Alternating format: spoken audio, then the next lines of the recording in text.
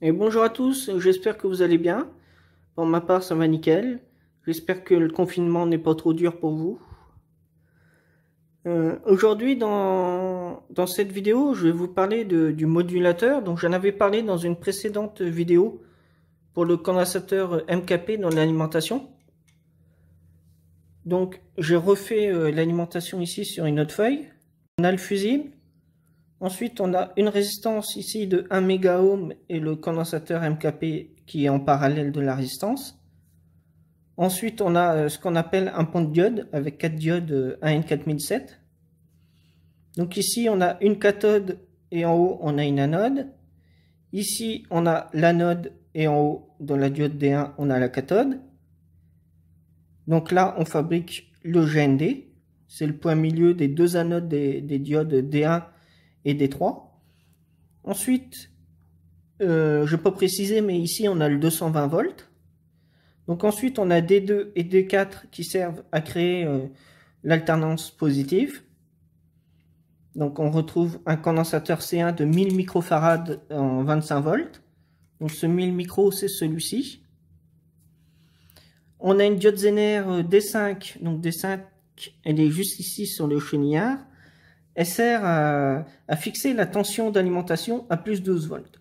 Donc je vous mets ici, il y a le listing avec les valeurs des composants pour l'alimentation. Ensuite, sur ce chenillard, on a un micro qui est ici.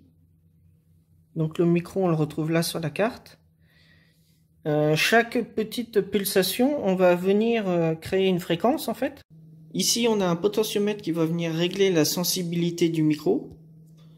Ici, on a un potentiomètre qui va venir faire que le défilement va aller beaucoup plus vite. De 1, 2, 3, 4, 5 jusqu'à 6 et après 1, 2, 3. Donc le défilement va aller beaucoup plus vite. Donc on a tout un ensemble de bascules dans le boîtier CD4093. On vient créer une fréquence. Et on arrive sur la pin 14 du CD4017.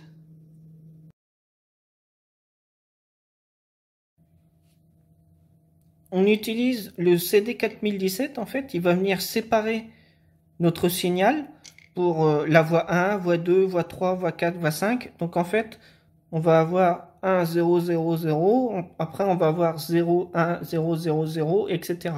Alors 0, c'est GND, c'est qu'il n'y a rien. Et 1, c'est qu'il y a un plus 5 volts. Donc ensuite, ici, on a les différentes sorties. Sortie 1, 2, 3, 4, 5. Donc il y a les numéros des pins. Et ensuite, chaque pin, on arrive sur un petit montage comme ceci. Donc ça, c'est in 1. Donc in 1, c'est avec la résistance R9. Donc on a une résistance ici sur la base. On vient mettre le collecteur au GND lorsqu'il est activé, ce qui va venir activer notre triac qu'on a ici. Donc en fait, lorsque le triac va être commandé, notre 220 il va passer par là. Il va passer par l'ampoule de 60 watts en 220 volts. Passer comme ceci, passer dans le triac et ressortir ici. Donc en fait, compte, nous ce qu'on va faire, c'est que maintenant tous les spots sont en 12 volts à peu près, sont à LED ou en 24 volts. Donc nous on va utiliser du plus 12 volts comme la tension d'alimentation qu'on avait ici. Ensuite, on va venir modifier tout ce petit circuit là pour au final avoir un transistor et un autre transistor qui va venir commander des LED. Donc ici on branchera plus que des LED. On va venir enlever le filtre qui est ici, C17 et R20, ça va sauter aussi. Donc on va enlever le triac qui est ici, vous voyez c'est un tout petit triac, de rien du tout. On va enlever le condensateur vert et la résistance. Donc ça on va le faire pour les 6 sorties. On va enlever le condensateur de 680 nanofarad, la résistance de 1 mégaohm, donc ça saute. Donc on va garder que le fusible, on va mettre un fil ici à la place du condensateur et de la résistance. On va garder D2 et D4. Ensuite, on va garder D5 pour vraiment avoir un plus 12 volts et le condensateur C1. Donc voici à quoi va ressembler notre schéma maintenant. Donc le transistor Q1, on a l'émetteur qui est en haut, le collecteur ici.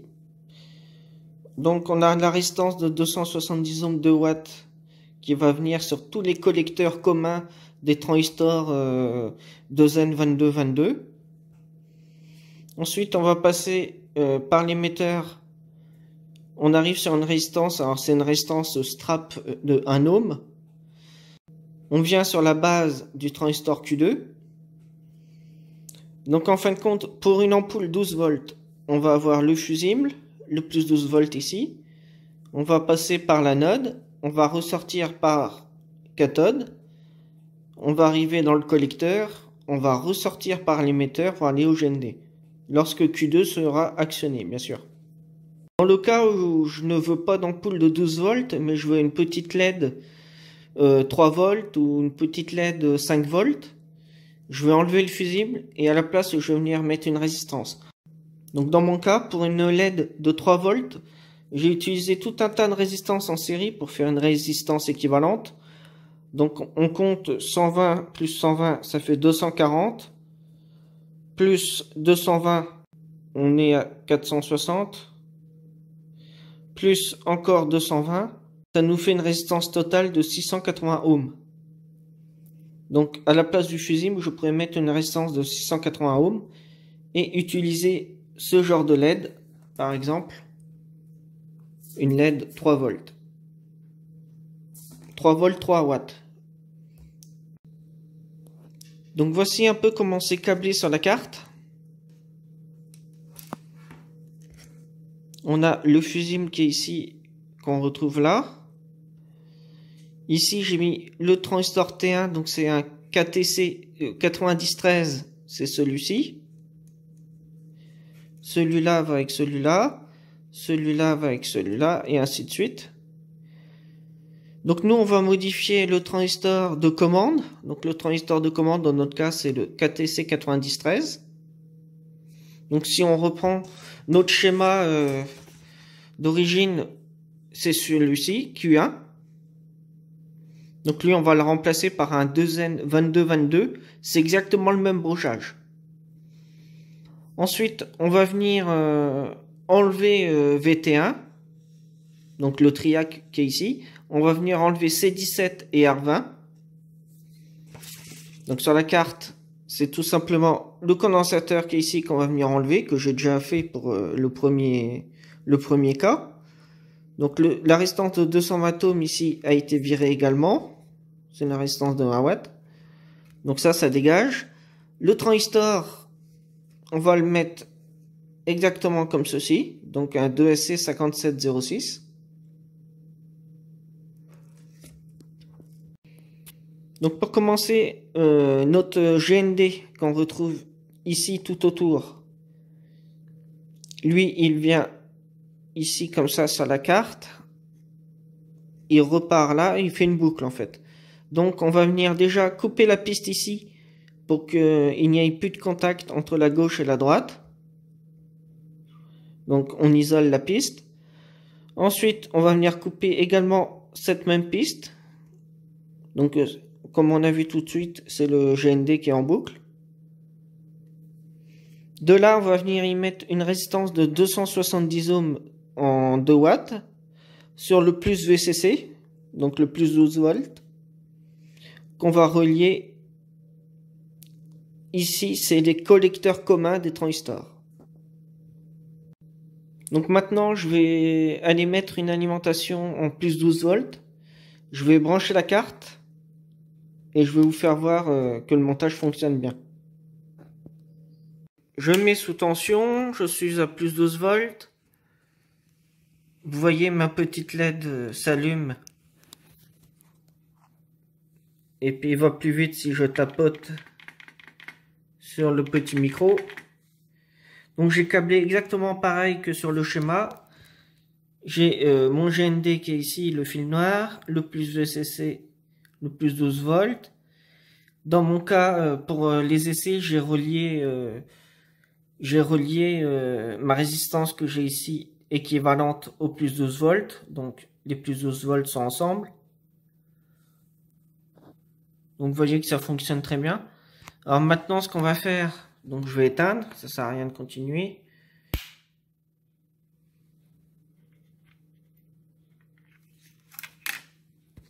Donc maintenant, ce qu'on va faire, c'est on va faire toute la modif. On va enlever le condensateur et puis tout le reste et changer les composants.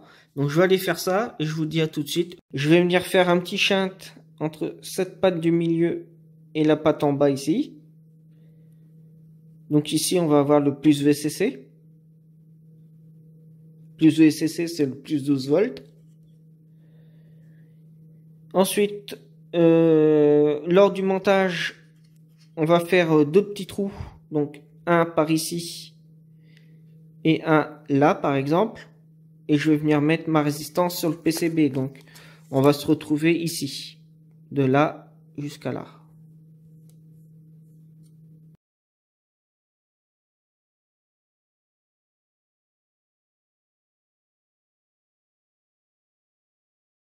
C'est la carte finie, donc on a nos transistors 2N2222. Les transistors ici 2SC5706, donc ça c'est les transistors de puissance. On a enlevé tout ce qui était là, résistance et condensateur. On a enlevé le condensateur de 680 nanofarad et la résistance de 1 mégaohm. On a laissé le fusible. J'ai mis un fil pour le GND et un fil rouge pour le plus VCC plus 12 volts. Ici, j'ai percé deux trous pour mettre la résistance. Donc, je vais voir le dessous quand même. Donc, il y a le strap que j'ai fait ici pour mettre au GND.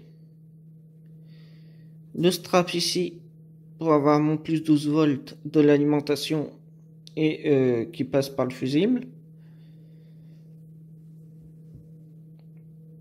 Et puis là, on a nos transistors qui sont soudés. Voilà. C'est tout simple.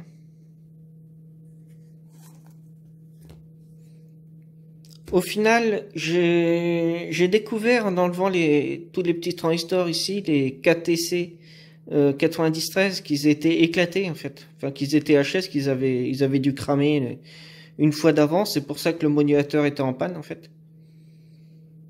Alors juste une toute petite info. C'est à quoi sert ma résistance de 270 ohms ici, de 2 watts que j'ai placé pour les collecteurs communs de tous les transistors de N2222. En fait, c'est tout simplement pour limiter le courant.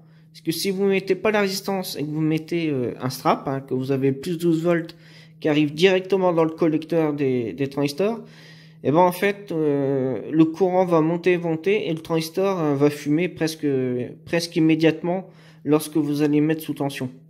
Donc pour protéger le transistor, on met une résistance de limitation. Voilà, c'est tout simple. Alors maintenant, j'espère que vous avez aimé cette vidéo. Si vous avez aimé, n'hésitez pas à mettre un petit pouce vers le haut, comme ceci, vers le haut. Laissez un petit commentaire aussi, ça fait toujours plaisir. Je vous souhaite un bon confinement à tous, hein, parce que c'est jusqu'au 11 mai, donc on n'a pas fini. Je vous dis à la prochaine pour une future vidéo, dans quelques jours. Hein, j'essaye d'en faire régulièrement. Là. Vu que c'est le confinement, on en profite pour faire des vidéos. Voilà. Allez, à la prochaine. Soyez sages. Bye bye.